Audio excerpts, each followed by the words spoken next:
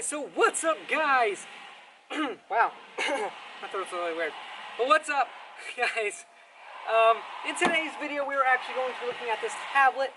This tablet I bought for $40, and I haven't quite used it yet entirely for its purpose. But I'm going to be showing you guys a great alternative to pod gauges that most people don't even think about, honestly. So I was on the internet, and I always look at car parts and everything like that, and I come across pod gauges all the time, seeing them, and it looks so outdated and old. And it's not really cool, especially since if you want to get multiple things, it's either you spend a ton of money, like hundreds of dollars on a digital one that can switch, or you pay like $50 on this little analog thing that only does one thing, and you have to connect it to your ECU and everything like that, sometimes directly, not even through an OBD2 port. So it's just too complicated, too much work. So what I have is this tablet, and I have an OBD2 adapter. You can use Wi-Fi or Bluetooth. I recommend ELM327 Wi-Fi.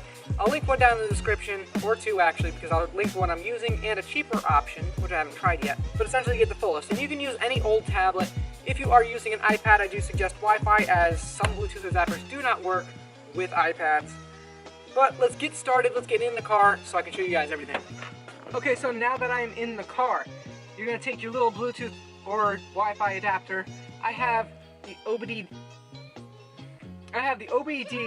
MX Wi-Fi adapter.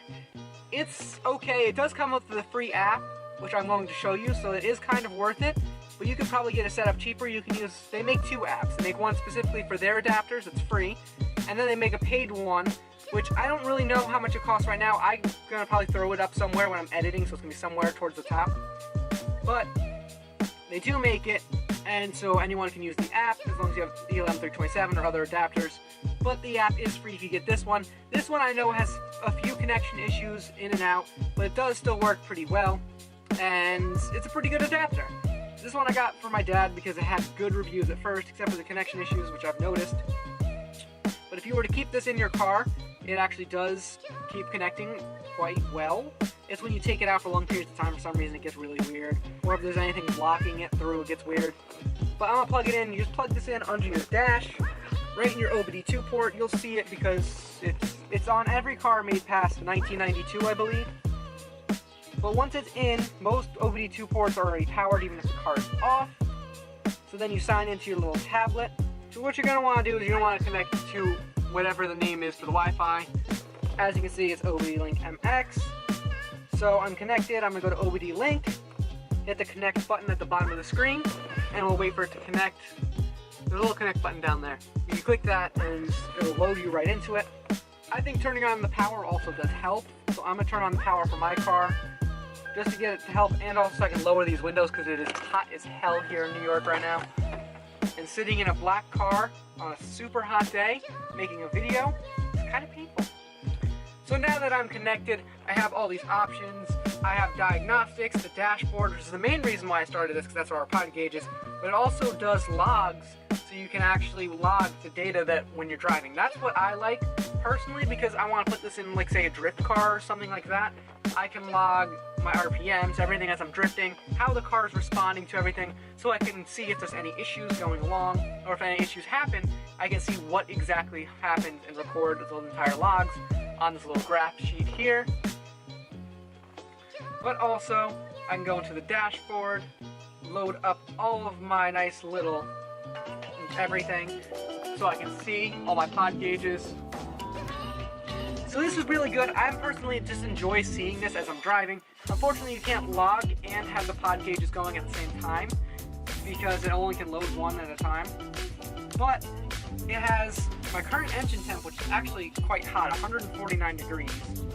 My battery is getting 12.2 volts, and my boost is negative 14 psi. I don't have a turbocharger. This is just a calculated boost thing, and I think I've gotten it up to like 15 before, which is kind of weird. But now that I have these on, I'm going to start the car so you guys can see them change.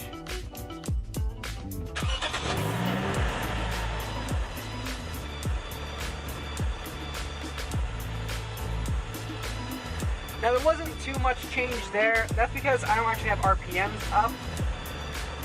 But you can see my max airflow rate and everything like that.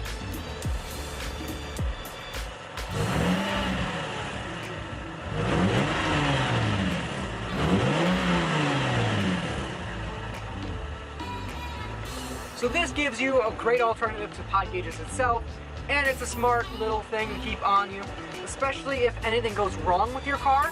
A pod gauge can't actually diagnose the car.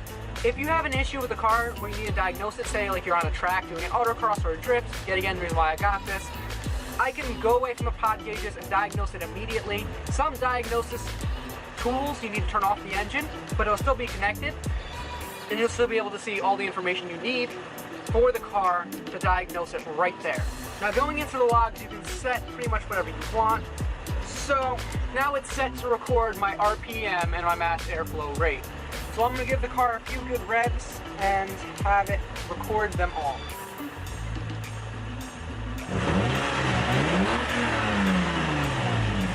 As you can see, a live feed of my mass airflow rate and RPMs.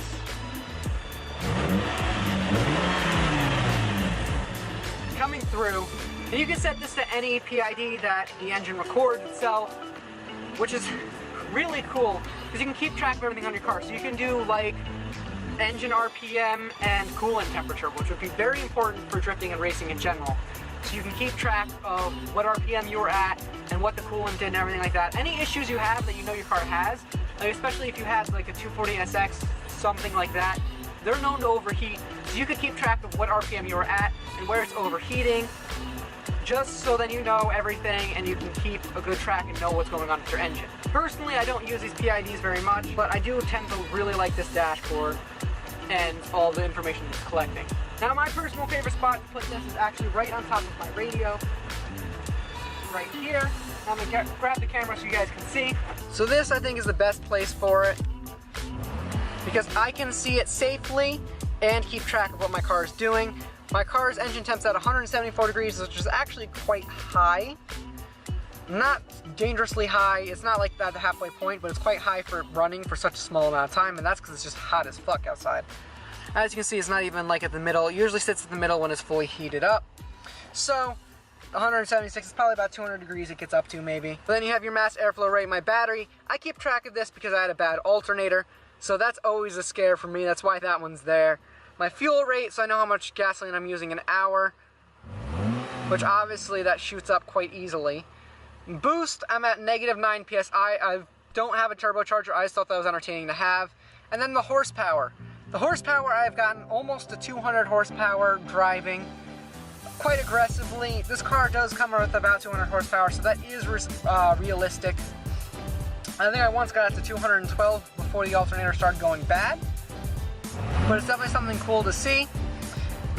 Now, depending on your car, the usefulness of this can change.